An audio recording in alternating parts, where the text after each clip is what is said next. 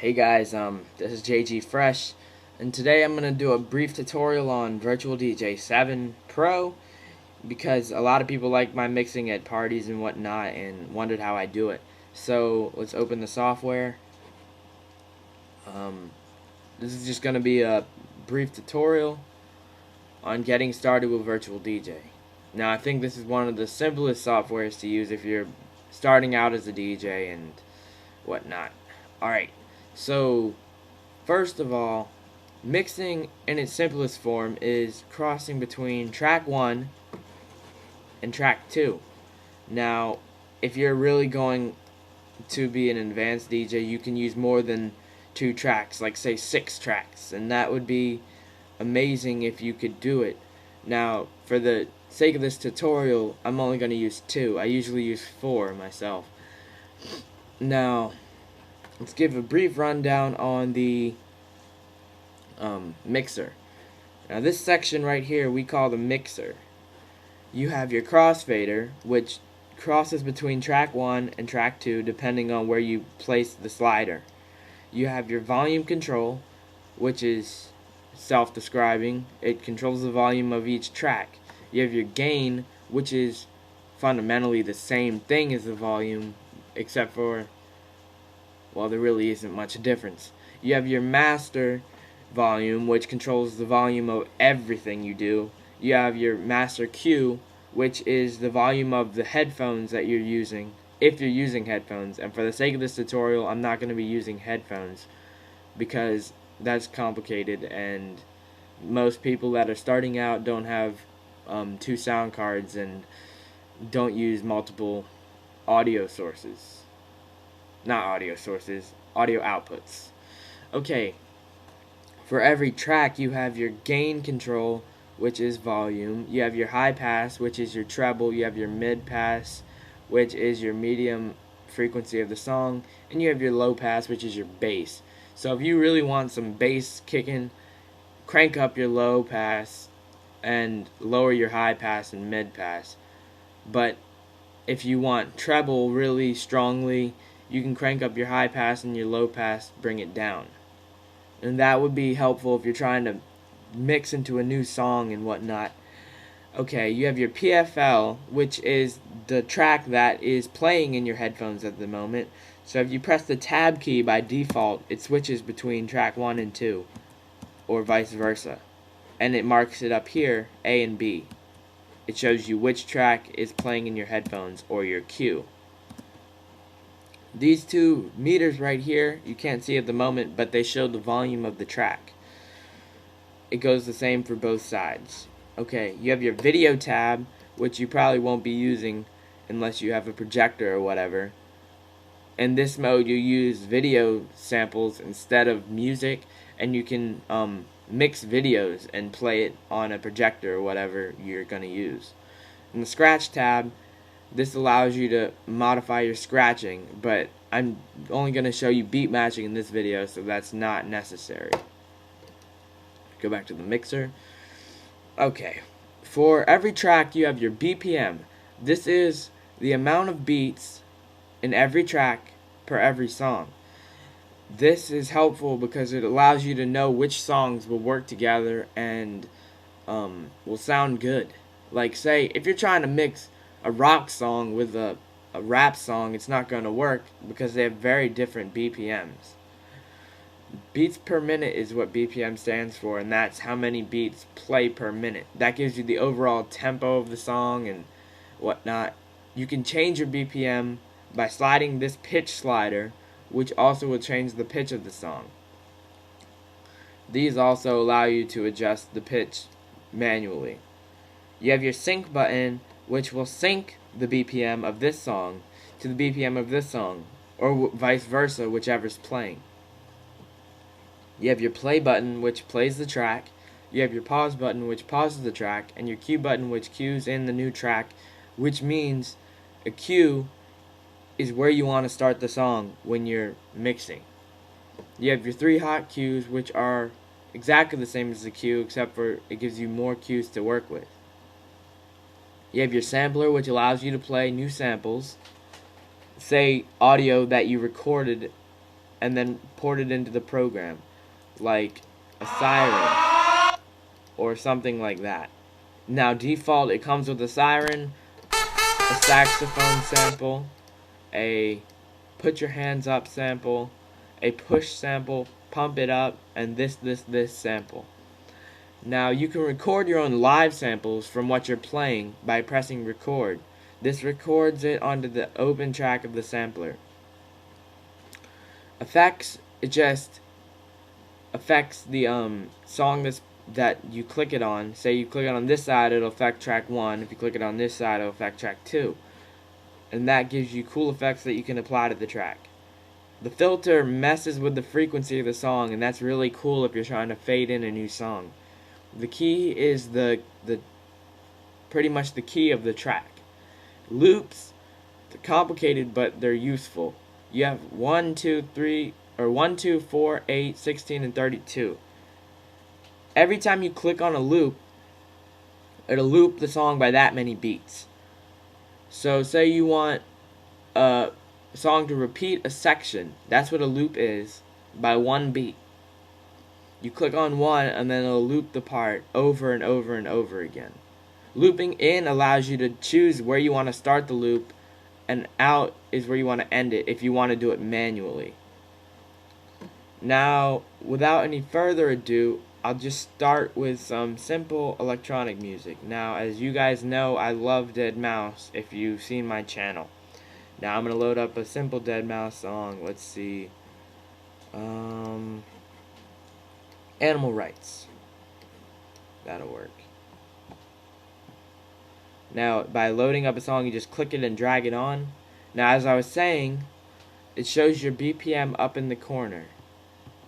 This gives you the BPM of the actual song, and then it gives you all the information right here on the song, and the amount that's relapsed, or the amount that's elapsed, and the remainder of the song.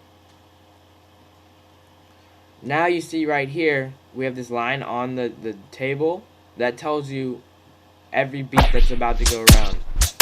Every circle is 1 beat. Boom. Beat 2. Right there. Now, every song in the world has an 8 count beat. So every 8 beats, something new should happen in the song. Now, after 2 8 counts, something new should happen to the song again. Now, every 32 beats is what we call a phrase. This is when the beat changes completely. Okay, so let's count this out. If I play this, let me slow it down first so that you know what I'm talking about. So we have 1, 2, 3, 4, 2, 2, 3, 4, and that is 16. Now you heard that is a complete loop. Now if I just played 4 beats, it wouldn't sound right. Let's try that. Now this is when the loop comes in handy. Let's do a 4 beat mix. So 1, 2, 3, 4. 1, 2, 3, 4. It sounds okay, but it doesn't sound complete without an 8 count. So here we go.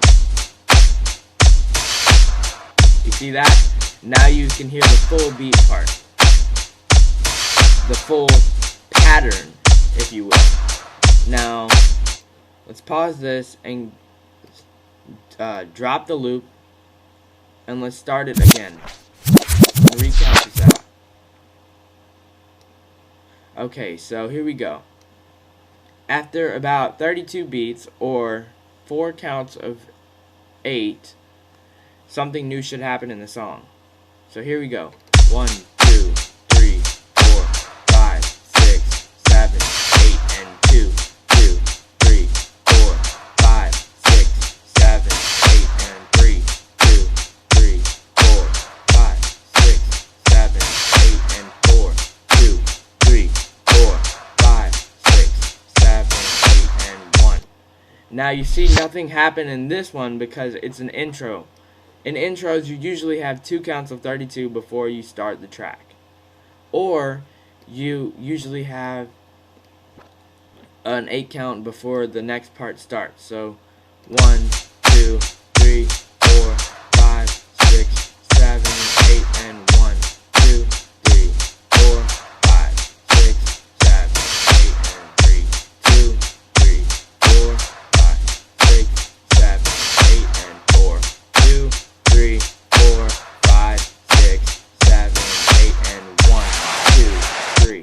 see what I mean? Right there, at that second 32 count, something new happens. That's 2 phrases. Right there. You can hear that new part in there. And after 32 count, you always want to drop the new beat on a 32 or a 16. Otherwise, you're going to get something that sounds weird and the beats don't match correctly. Okay, so now that we know exactly where the phrase ends and where the new beat starts, let's try another song to add in there. Let's say something really simple like A City in Florida is a pretty standard beat by deadmau5. Now let's bring Animal Rights back up to its normal speed and restart it. Okay. Here we go. So we begin by putting the crossfader on the left side because we're going to start with Animal Rights. And hit play. 1. And that's 1 8 count. Boom. 2. 3. 4. 1. 2. 3. 4. Alright, now there's that new beat. Now we set up a loop right on the next phrase. 1, 2, 3, 4, boom, 16-bit loop. And that's going to give us that same sound repeating over and over and allow us to cue the next song. This is what I usually do if I'm in a mix. Now, right on the end, boom, start the next song and slowly fade it in.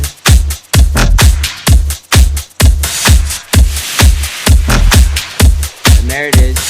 Now you can hear there's no beat clashes. That's exactly what you want.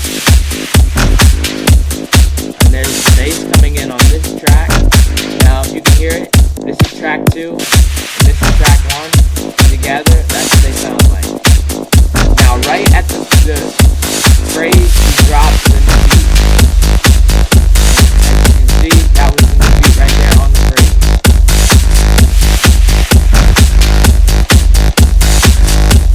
Next phrase, 1, 2, 3, 4, drop. Now, okay, now that you get this, let's try another track. Let's try Bad Selection, that's a simple track too. That's an interesting beat as well. So, for this track, let's start with a 16 count loop, because it has a really cool intro. So I'm going to start it up with a 16 count loop, and then drop it right onto the phrase.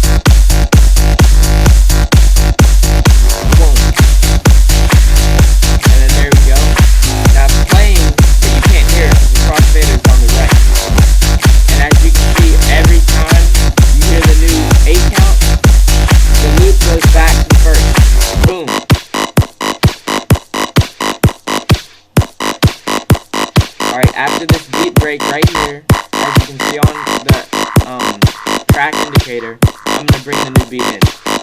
2, 3, 4.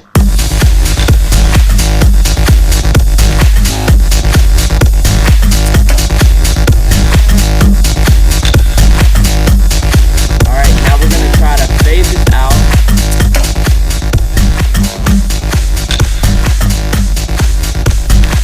And we're gonna drop a loop.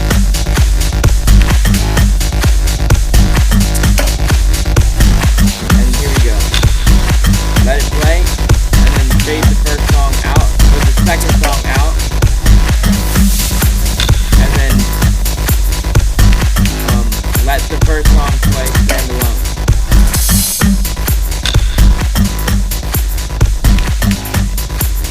Now we're gonna drop it right at the phrase. There we go. Now you use vocals and whatnot like that to know exactly when the new phrase is going to occur. So that right there was a drop on the new phrase.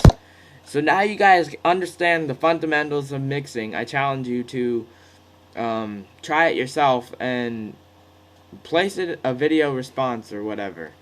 So I hope you guys enjoyed. This is JG Fresh, and this has been a tutorial on Virtual DJ. Thank you.